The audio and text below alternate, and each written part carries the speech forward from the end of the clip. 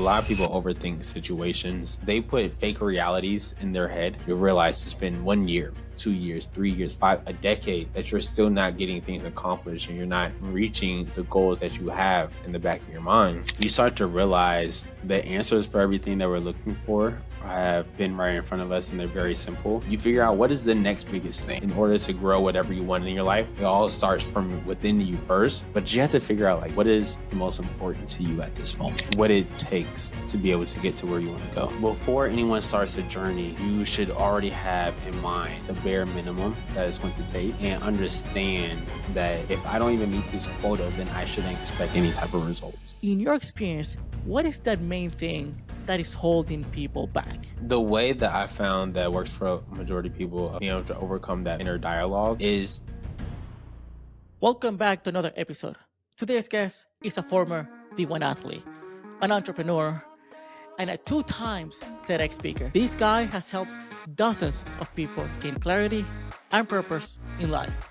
Without further ado, let's welcome the host of the Verified Phenom podcast, Phillip Robinson, aka Phenom Speaks. How's it going, Phillip? Welcome to the show, man. Thank you. I really appreciate that intro, Daniel. Doing pretty good. Like I was just telling you right before we got started, it's Tuesday. It's been a long, about 48 hours. However, we're going to keep moving forward, and it's going to be a great week. So very excited to be with you and your audience here today. Yeah, and thanks for being here, man. I've been looking forward to this episode of this conversation for the last couple of weeks. So yeah, I mean, I know that you are very much into helping people gain clarity and purpose and overcome a lot of personal struggles. But before we dive into that, tell me a little bit about your story and how you got to be a life coach and a professional speaker. Yeah, of course. So I feel like my story always boils back down to where I was in college. So like you were saying, I was a D1 athlete. So I was running track in college, track and cross country. Ended up fracturing my leg when I was running cross country in a championship race. Still wanted to find a way to get back to the team somehow. And so I ended up being a sports reporter and videographer for the team. And that gave me a lot of experience and a lot of exposure being in front of the camera, doing a lot of interviews with people, and this is while I was in college. From there, I ended up becoming an ESPN Plus producer after I graduated from college, because the university that I was doing all the videos for, I ran for, ended up striking the entire conference, struck a deal with ESPN Plus. And so because I did all of that on-screen reporting, and I was also working for a news station at the time, I was the first person that they went to be that producer. And then from there, I just kept on growing, got into a little bit of entrepreneurship after leaving the team. Well, I'm still am in the TV industry now, but I wanted to get into entrepreneurship a little bit. And so from there, I was like, okay, I want to learn more about e-commerce. I want to learn more about Shopify, drop shipping. And I had realized at that point I had to start growing my personal brand. And that's where the Phenom brand came about. And from there, I started to really understand the deep aspect of like helping people, and how much that in order to grow whatever you want in your life, whether it's your podcast, whether it's your career, whether it's your entrepreneurship and athlete, it all starts from within you first. And so I was like, okay, I really want to help people grow as a person, because if they grow as a person first, then everything else in life will take care of itself. So that's how I became a life coach, was just through that path of understanding entrepreneurship, and just what pushed me from leaving or being in the TV industry, and then understanding what other avenues of life I wanted to explore. That's interesting, man. And I wonder, while you were telling your story, did you ever see yourself when you were an athlete, even before you broke your leg on the championship race? Did you ever see yourself being a coach or even a speaker, or your life change after that? No, so prior to that, I knew I wanted, while I was in college, I wanted to work for ESPN, because I had an internship at 14 years old working in television. And so I was like, okay, I'm going to work in TV. I'm going to work in TV. I'm going to work for ESPN when I graduate from college. Had no idea exactly what I wanted to do, like an end goal for ESPN. But I was like, I'm going to be sent up to Bristol, Connecticut, and that's what I'm going to do. But then as soon as I started applying for internships, weirdly enough, I kept getting rejected because I had like almost too much experience. Like I was, as a college graduate, I graduated early, and at 21, I had 7 years of TV experience, and I was applying for an internship. And most people that are applying for an internship, they don't have any experience, and so they're like, "You're overqualified." I was like, "I don't care, hire me." um, so that was kind of like my main thing. I was like, "Okay, I want to work for ESPN," but I didn't really know what. And from there, I didn't really know what to do with my life, and I just kept on trying to figure out what the next step was. I mean, that's cool, and it's weird because you would think, well, at least they could have given you a shot. I mean, if this guy has a ton of experience, why not?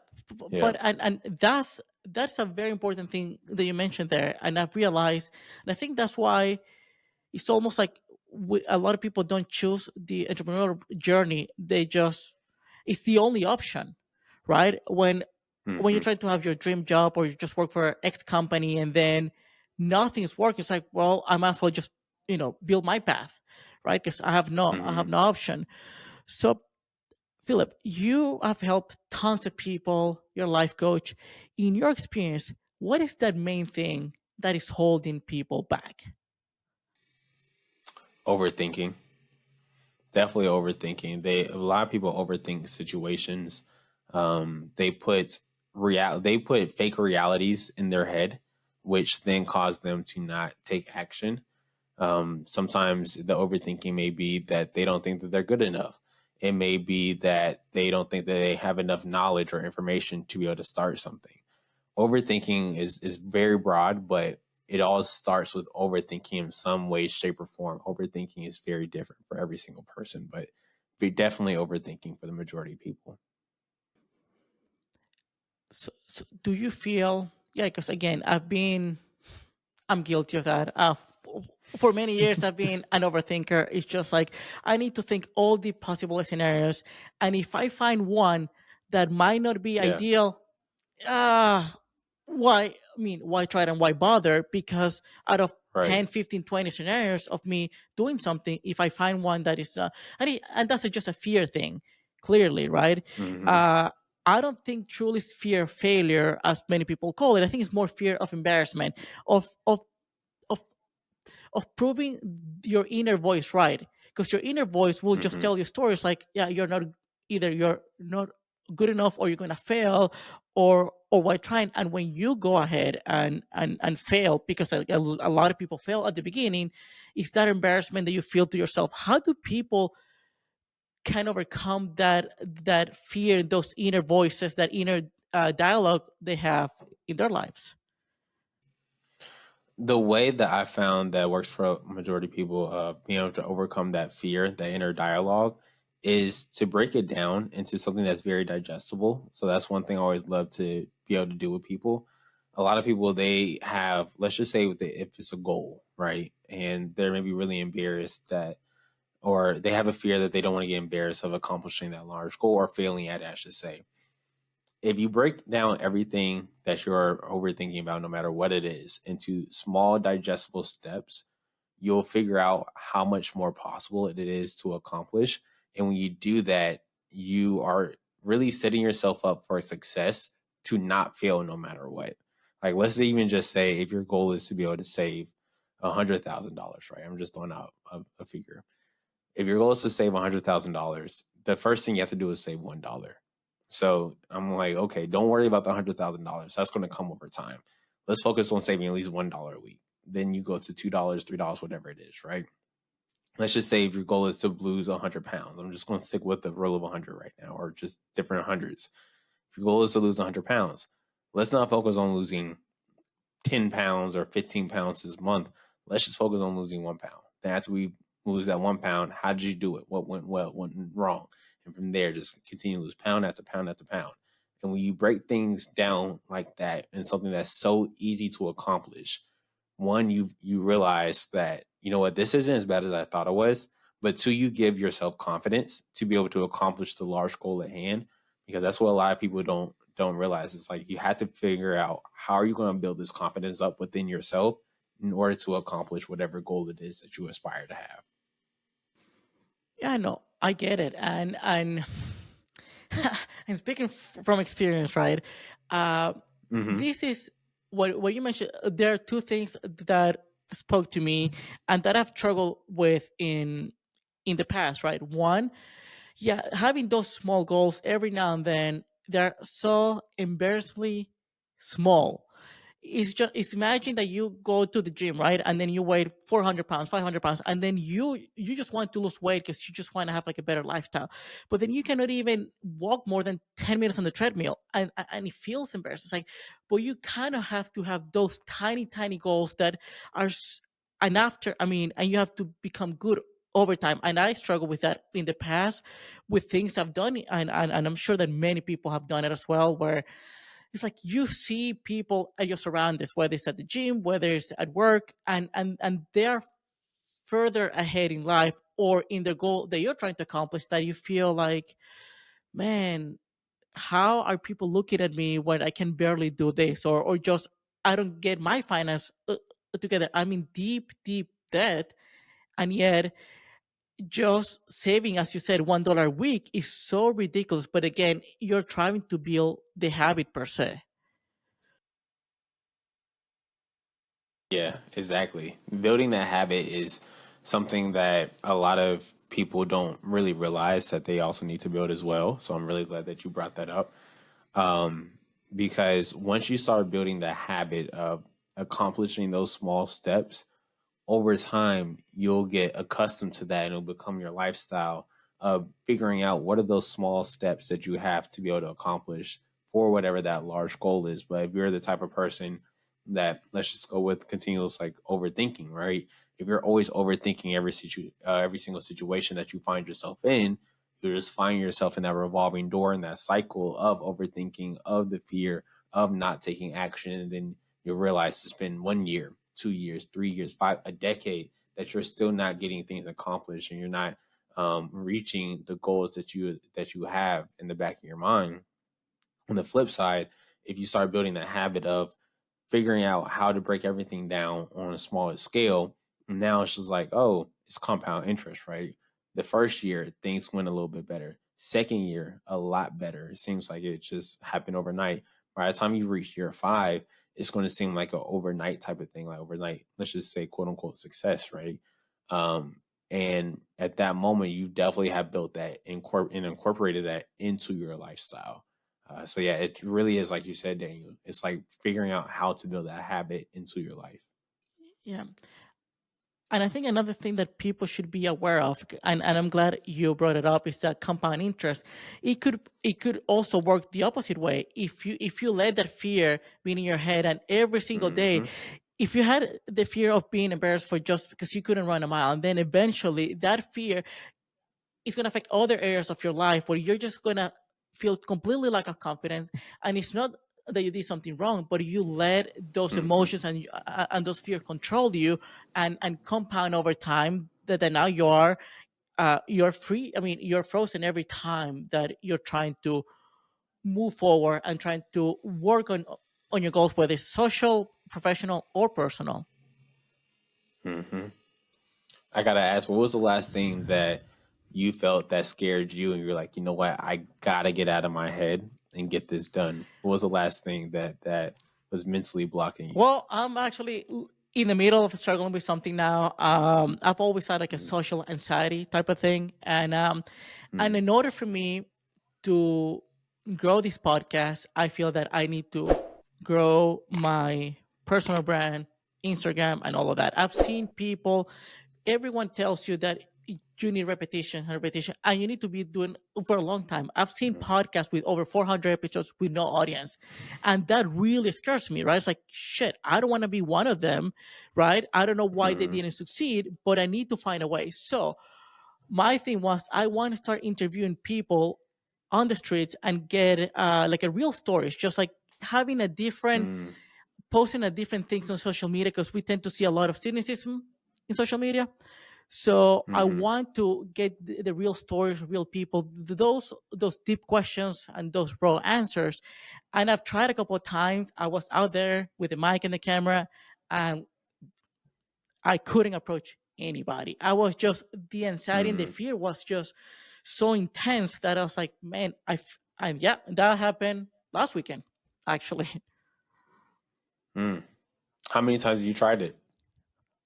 One, that was the first time. And what I told myself to do, and I haven't done it, but I need to do it. It's like, okay, I am using a concept from James Clear, Atomic Habits, right? If, like he said, if you want to go to Mm-hmm. the gym, and if you've never been to the gym, just go there for 5 minutes. You don't have to do any exercise, any workout. Just go every day for 5 minutes, and eventually you're gonna start staying for 10 minutes, 15, half an hour.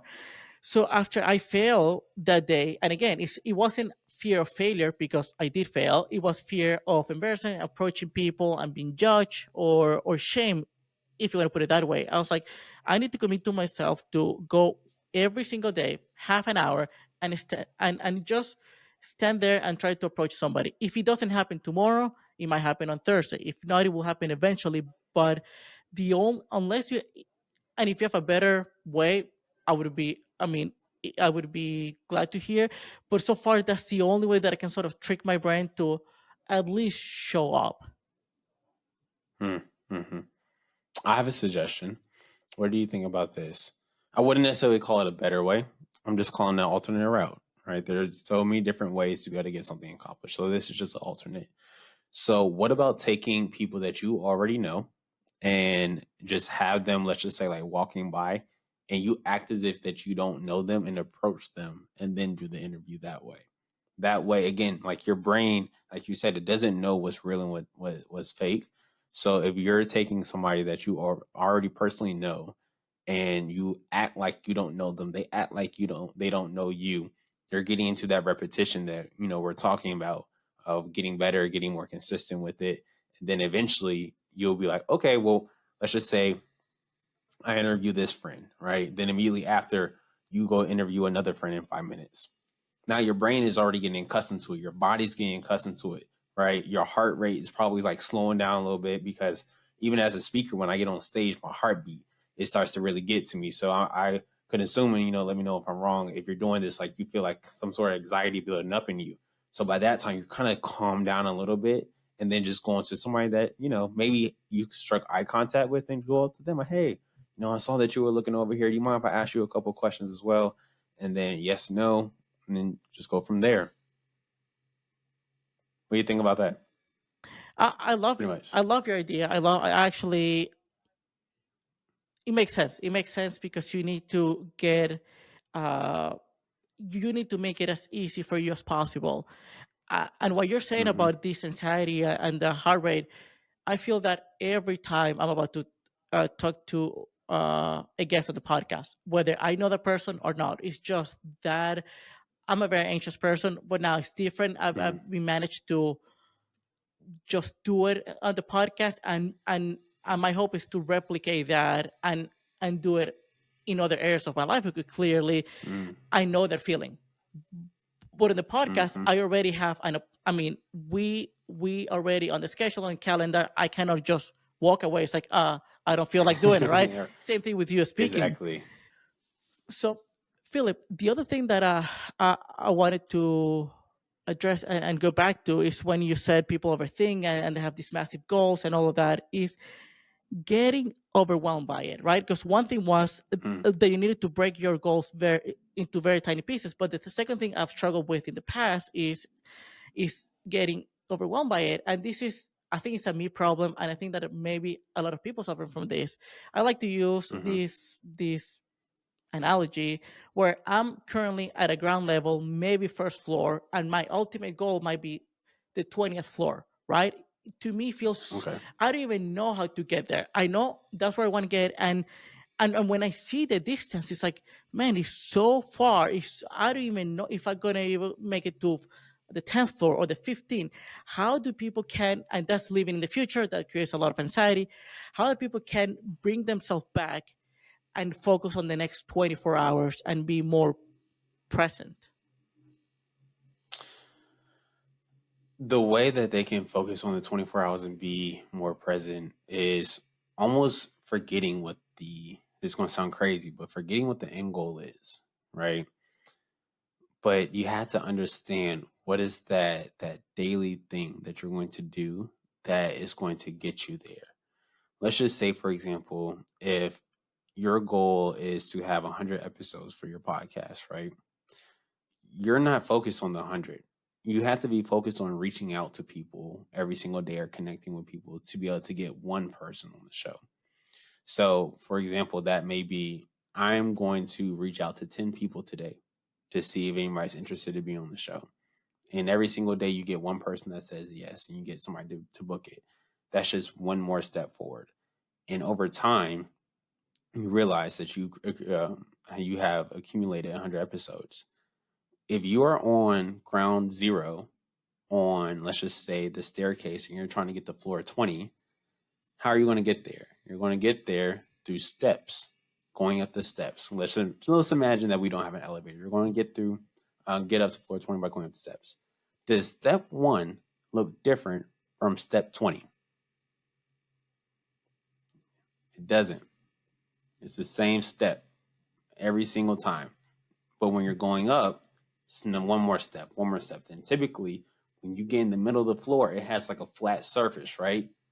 That flat surface is where most people feel like they plateau and they give up. But you have to keep going, and then you have another step, and then another step, and then another step, and then you get to the next floor. And it gets harder and harder. Our heart rate starts to build up a little bit. We start to get some sweat coming down our forehead and everything. We go up some more steps. We get halfway through that next floor and we plateau. It's like a little flat surface that we're walking on. Then it's more steps. But overall, it's that single step that you're taking every single day. And that's how you're able to focus on the 24 hours. Because the same way, if we were trying to get to floor 20, we're not focused on like being Mario and growing some wings and we're just jumping with Luigi up all the floors. We're over here trying to just take one step at a time. So in order to take that one step at a time every 24 hours, you have to ask yourself, what is my daily one step that I have to do, that if by doing this every single day, it would allow me to get to the 20th floor of this building? See, that when you mention, and I know that you put this just like a random number, just having 100 episode of a podcast, right? You Mm-hmm. hit the nail on the head without even realizing, in a sense that I feel, at least in my case, I was focused. My goals were things that were outside my control. The success of the Mm-hmm. podcast, right? I cannot control Mm-hmm. that. Putting the goal of having 100 episodes, I don't see that as a daunting, because okay, I just need to do it one episode a week, right? But that is not going to guarantee me that I'm going to reach success after 100 or after 500. But I guess reframing that and only set up goals that you can control, that your efforts, like Mm-hmm. if you're relying on things that are outside your control, it's almost like you're never gonna make it. You're just gonna burn out and just drain yourself, and that's why it seems like 99% of the podcast, in this case, since we talk about podcasts, don't pass 21 episodes. Mm-hmm. Exactly. And that's one of those things where, for anybody listening to this, and take what I'm about to say and put it into whatever your situation is, but I'm going to continue to use the podcast reference in this case. You get those 100 episodes done, and then you refine it and you try to figure out, okay, now I have 100 data points to figure out what went well, what didn't went well, which episodes were the best, which ones didn't have much viewership, which ones got shared the most. How did that conversation go? What type of guests did I have on there? What did they talk about? All things like that. Now you have a good amount of data that you can look at back on and figure out, okay, now I'm going to be a little bit more specific. Before, maybe I was just in the gym shooting shots, right? I got to get my shots up. But now I know that I'm a best shooter on the right hand side of the floor. Maybe the corner is my best shot.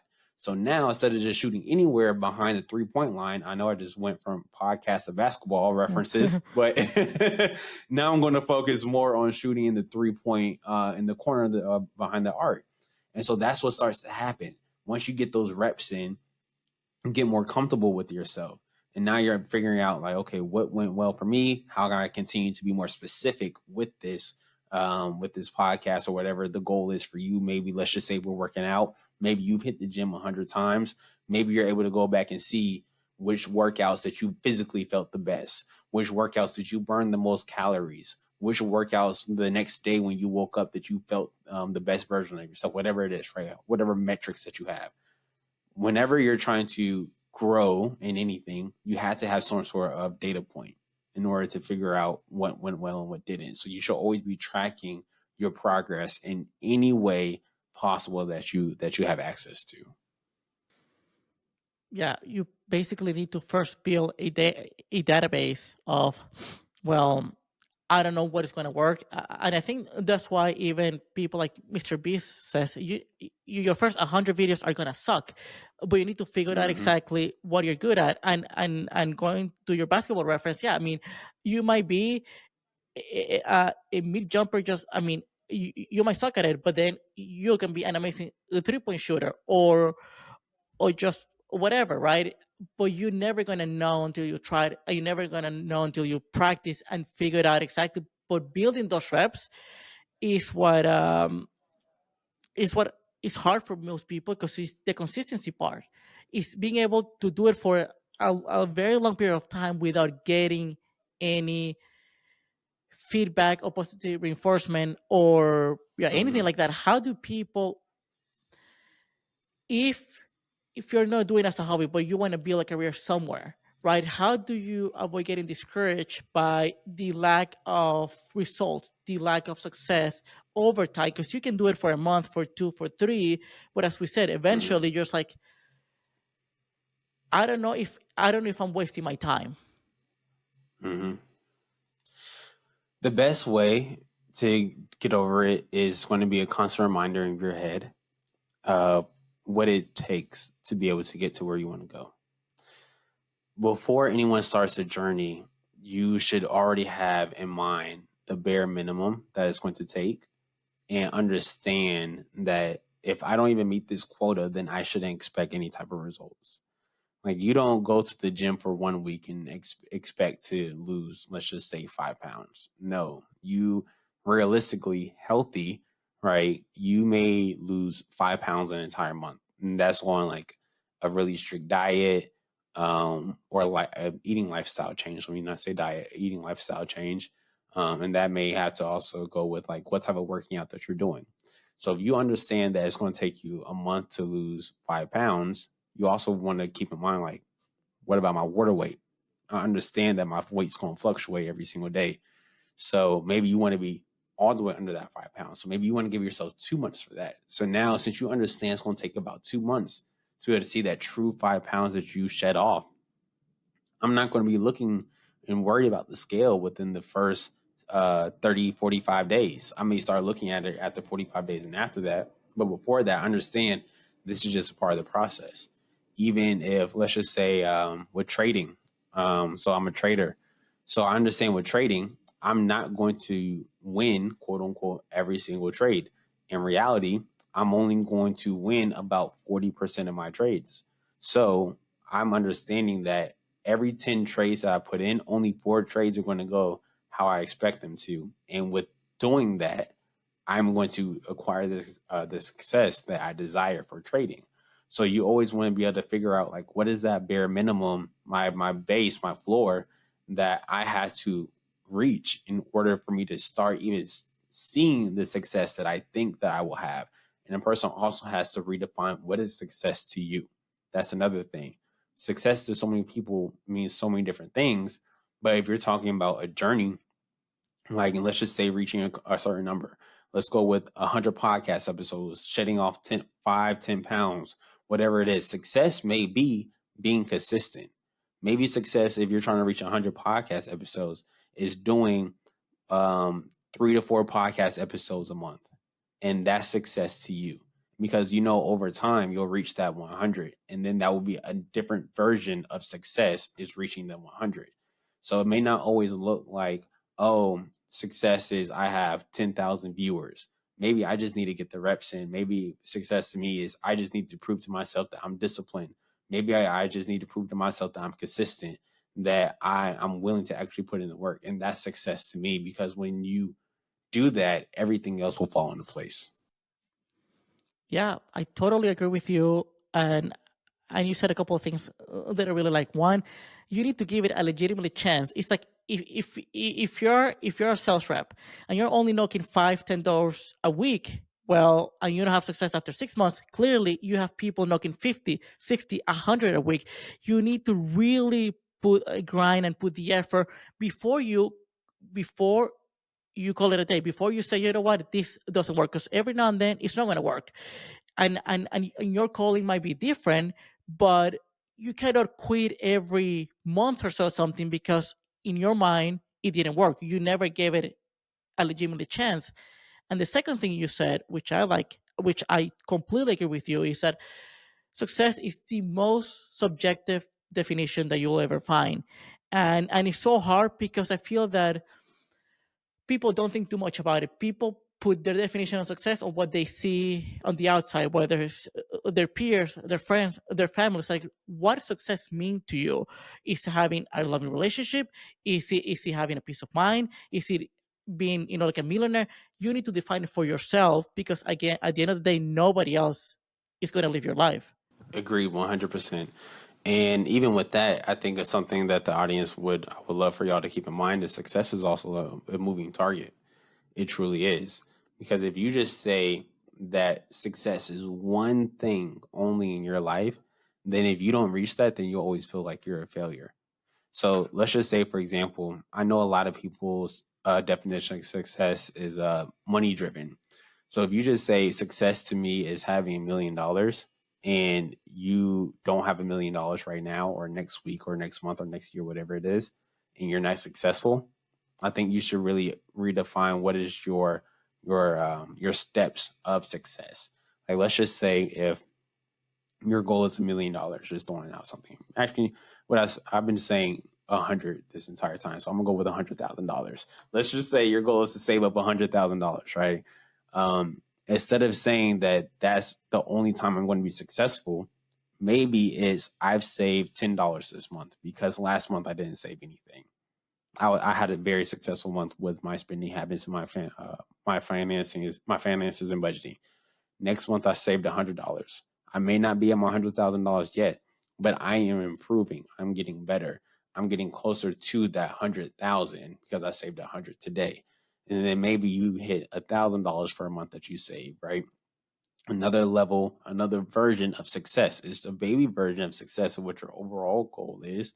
However, it's still a step forward towards that. And you have to be able to recognize those small versions of success, because if not, you may end up depressed. You may end up overthinking. You may end up thinking that you're not worth whatever it is that you are looking to get. You may not think that you deserve it.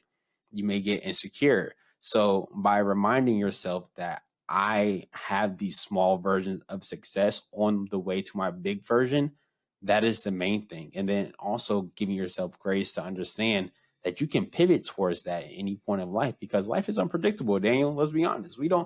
Tomorrow we don't know what may happen. Yep. So we have to understand that if I find something that fulfills me in a different way and I want to start doing that, then I am going to start going down that path. That doesn't mean that I'm not successful because I didn't reach that $100,000 in saving.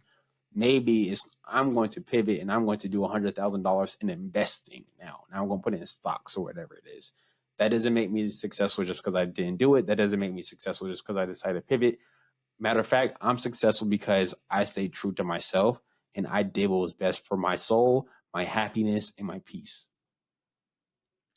Yeah, I love that. And what you said about it is kind of very interesting and powerful at the same time, that if you have unrealistic goals, then you might feel that you're not worth it, or you're a failure, or that you're not Mhm. good enough.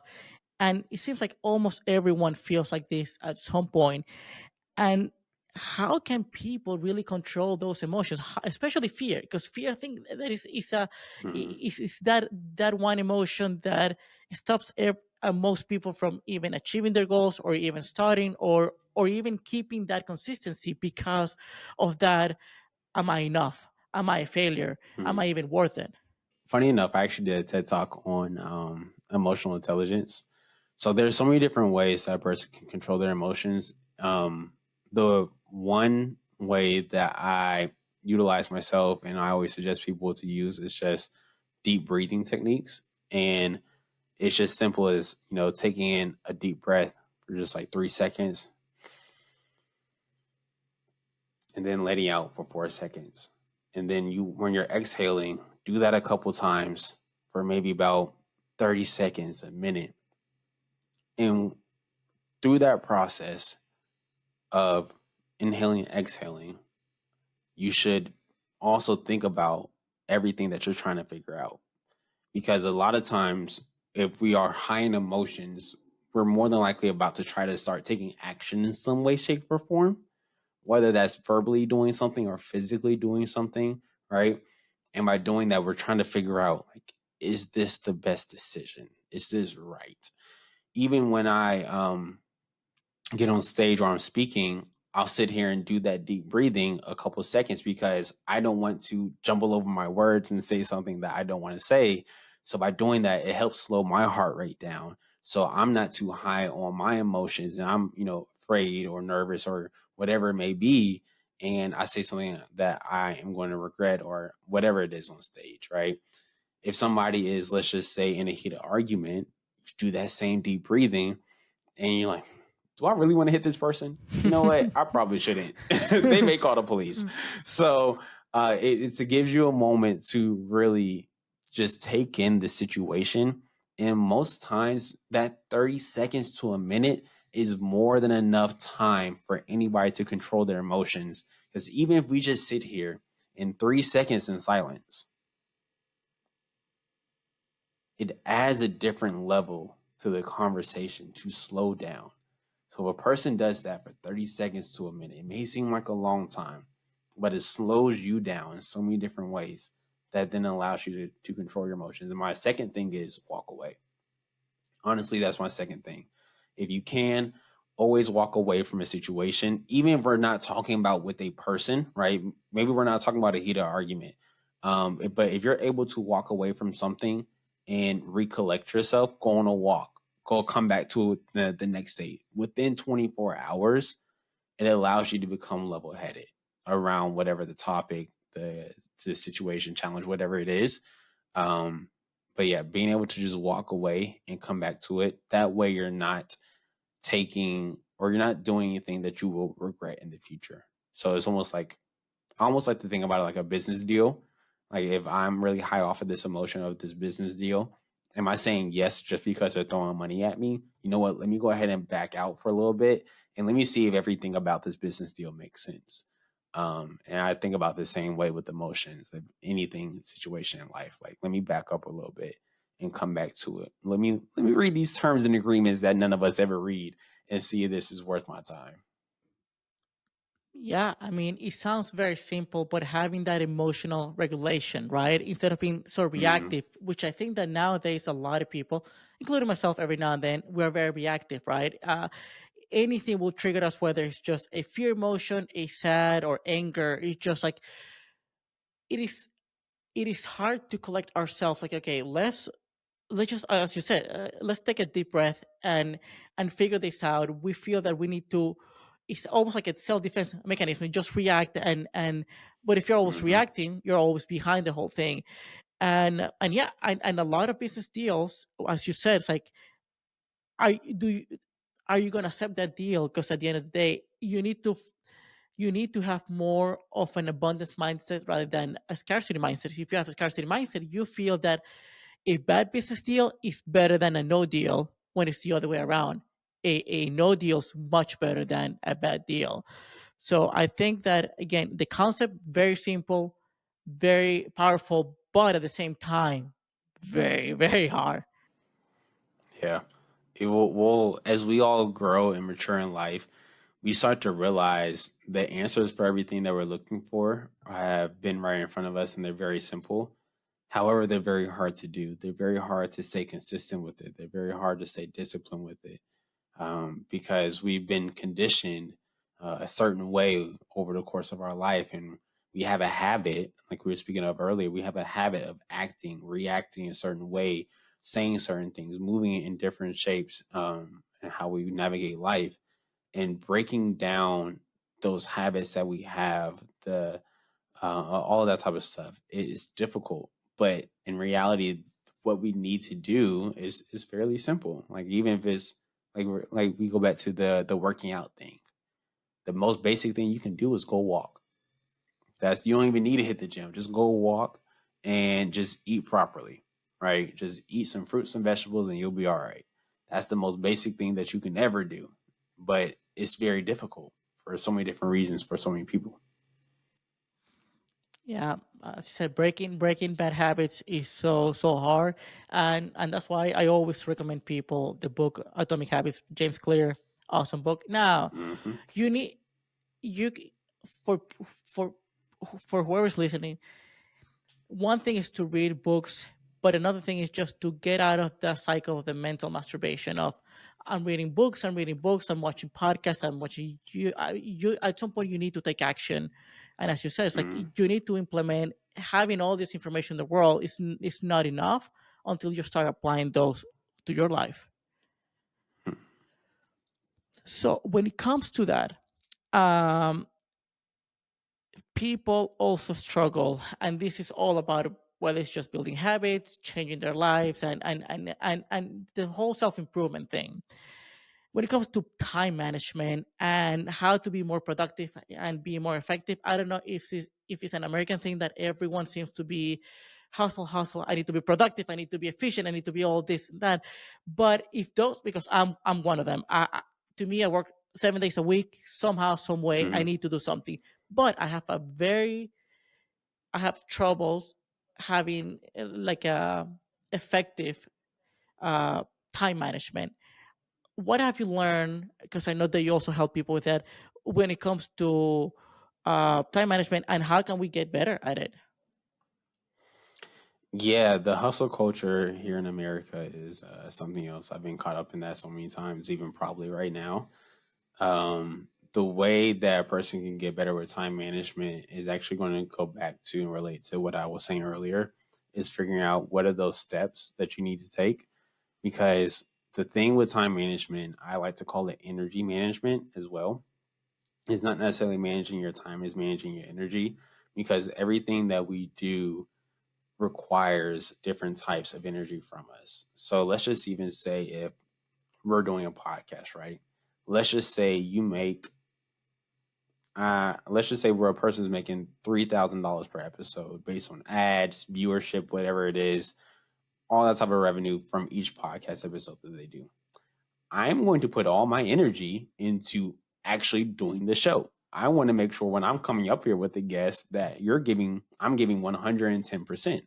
So that show may be an hour long. However, I'm focusing all my energy into that, which means is I may not do my podcast at night because at the night I'm drained. Or maybe I'm a night owl, so maybe I do my podcast at night, and that's where I'm the most energized. Then maybe I need to do it in the middle of the day. Maybe I need to make sure I don't do a 2 hour, 3 hour workout today because I don't want to be drained for my podcast episode that I'm doing.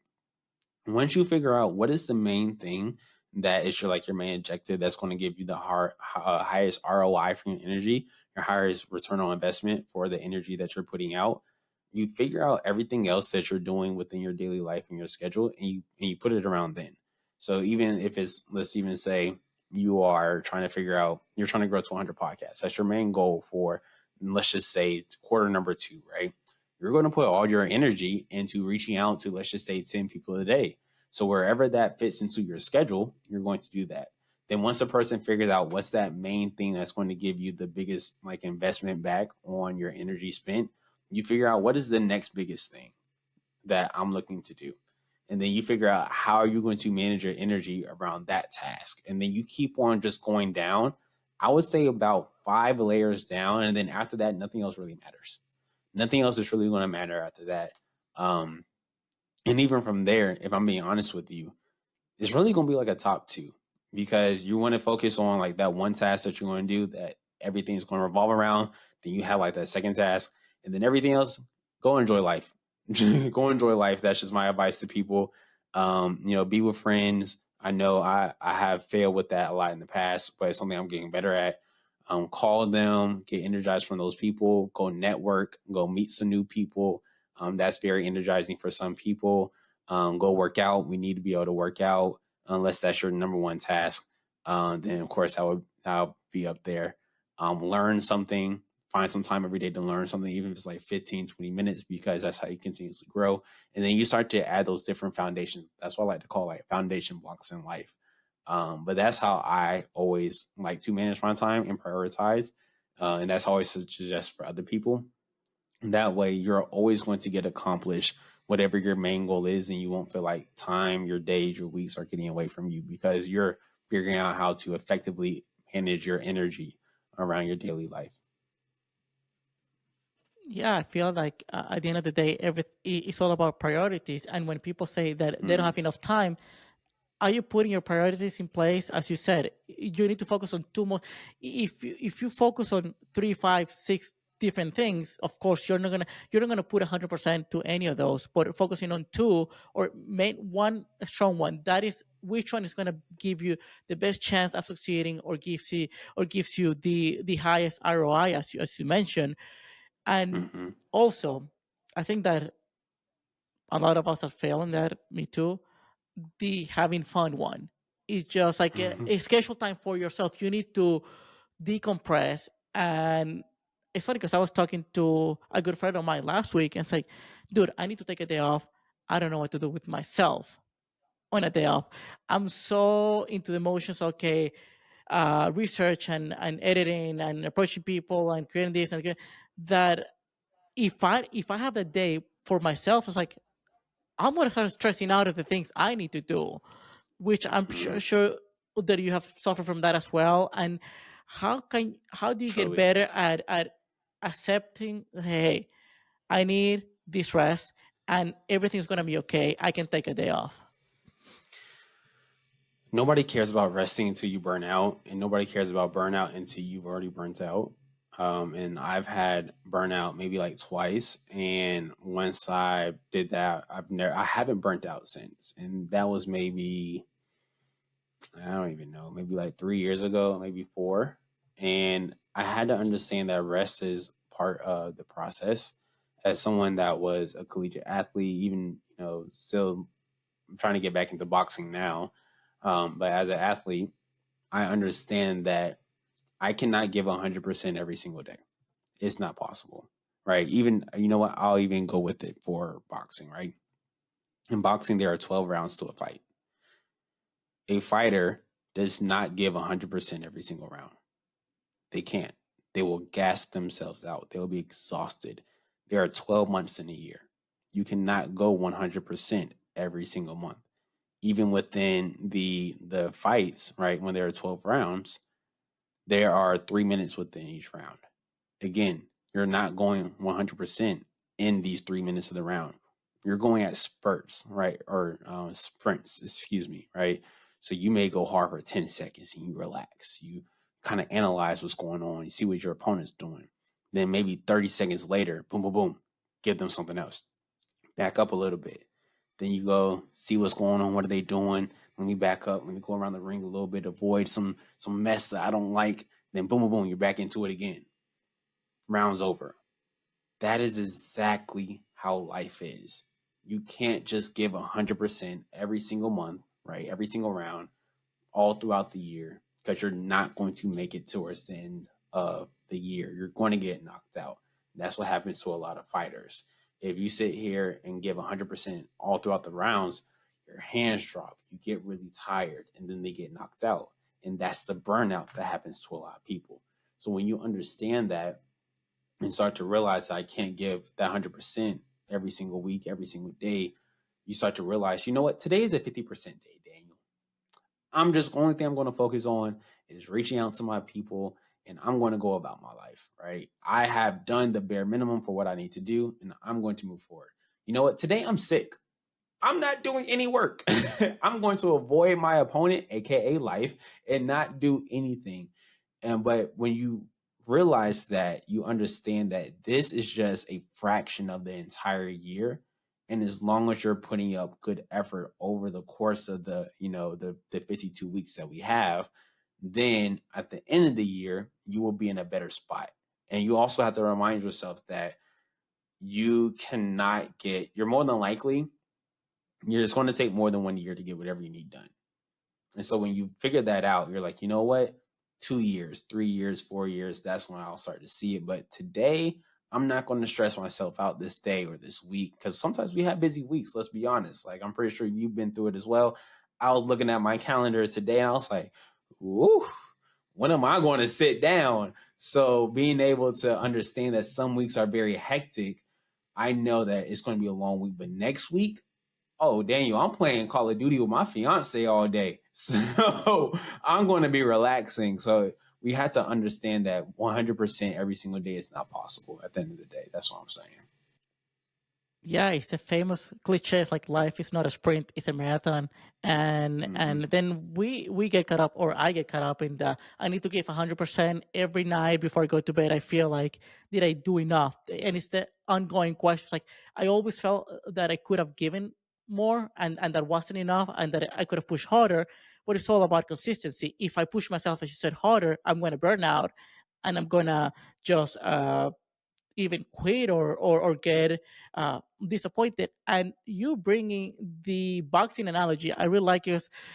I read today one of the this is a quote from Jim Harbaugh, the coach for the LA Chargers football. Mm-hmm. So one of his rules of life is don't try to win all your fights in the first round. It's Mm-hmm. just like have the patience. And when you put it that way, it's like, hey, you're gonna be here for the long haul. So if you try to win it round one, you might succeed every now and then, but more times than not, you're gonna fail the first round, and then you're gonna be completely exposed and burn out, and life is gonna kick your ass, man. Mm-hmm. Exactly. Exactly. That only happens to like Mike Tyson winning the first round, Yeah, well, right? So yeah. Yeah. unless you're Mike Tyson, then slow yourself down. You'll or get there. or a cheap shot from Floyd Mayweather. Yeah, yeah, Yeah, something. But yeah, the average person, we had to slow our roll and realize that we can't. It's going to take a couple rounds to get there. for sure, for sure. No, I mean, Philip, seriously, all the things that we have talked today about have been very insightful, have been great, and I'm trying to apply those in my life as well because I struggle a lot. I'm stubborn as well, so Mhm. I'm trying to get there. So really enjoying this conversation. But Same. as a Mhm. closing question, what is the most, let's say, frequent piece of advice that people ask you for, and what's the answer? The most frequent piece of advice that people ask me for is how do I manage everything that I'm doing? Because they see like, oh, you're writing books, you're doing podcasts, you're a college instructor, you do sports, all this type of stuff. How do you manage all of it? And we've touched a lot about it within the episode, but you have to figure out like what is the most important to you at this moment, and you have to understand that you're going to have priorities and that are going to get you the most results, and that's how you prioritize everything, and everything else starts to come after that. um Same thing we were saying earlier, figuring out what that first step is to be able to get to that 20th floor, and understanding that getting to that 20th floor, the steps are going to look the same unless you're in some raggedy old building. I don't know that each step looks different. I don't know, but most times the steps are going to look exactly the same from step one all the way to step 20. So once you start to understand that, you'll figure out how to prioritize everything that you have going on in your life. Um, so I'll even use myself for example. Boxing, right? What is the bare minimum that I need to do for boxing to get better every single day? What is the bare minimum that I need to do as a college instructor to get better every day? What is the bare minimum that I need to do as a podcast host to get better every single day? Or this may be every single week. It may not always be every single day because you may not do everything that you have that you're looking to grow in every single day. I don't do podcasts every single day. I may do it once a week, right? So what is that thing I need to do every single day or every single week to get better? And once you figure that out, you start to, like we were saying, it's not time management, it's energy management. You get to figure out how are you going to distribute your energy all throughout the week. And once you get that, everything starts to fall into place. You understand where to put things on your schedule, what you need to spend more time on, what you can spend less time on, and how you can just go outside, touch the grass, enjoy a little bit more in life. But that's like the main thing I always get for people is how do you do so much and like you're not burning out? Is because I figure out what's the bare minimum I need to do to get better. Because that bare minimum is truly just being 1% better every single day and not me giving 100% effort every single day. Because at that point, I can't do everything that I desire if that's the case. And two, I'll end up burning out. Yeah, I love it. That the part of energy management rather than time management. It's just like when can you allocate your energy, and yeah, and as you said, doing the bare minimum. I feel every now and then it feels embarrassing to me because I feel that I could do more. But at the end of the day, is how long can for how long can I do it? Meaning, it's just if it's only for a week, sure, I can give 100%. But if I try to implement this into my life for the next 2, 3, 5 years, I need to just Hmm. put a little bit every single day, and it's just like that famous saying. It's like a drop of water would never crack a rock, but then 1,000 of them eventually will just uh, crack that rock. And yeah, I mean, I love your approach. I love your answer, and clearly works because you have achieved a ton of things, and avoiding burnout in the last 3 years is absolutely amazing. Thank you. I appreciate it, Daniel. So yeah, so Philip, where can people find you if they want to either buy one of your books, work with you, or listen to your podcast? Um, Anything. Yeah, so I'm on. I'll start with LinkedIn. I'm a lot more active on LinkedIn nowadays, more than any social media network. So LinkedIn is Phillip Phenom Robinson. You can find me on there. If you want to connect with me on Instagram, it's going to be at Phenom Speaks, and then website is also going to be Phenom Speaks as well. So by going through one of those three channels, you should be able to find any information about me that you are interested in, including the podcast, my motivational albums, and my lo-fi album that did just drop as well. So, yeah, any of those three platforms will allow you to find any of that information. Well, Philip, it was a pleasure. Once again, thanks for being on the podcast, man. Daniel, I really appreciate you having me up here. I really pray that the audience gave some value today. And again, thank you so much. It was a pleasure. Y'all have a nice day. You too, man.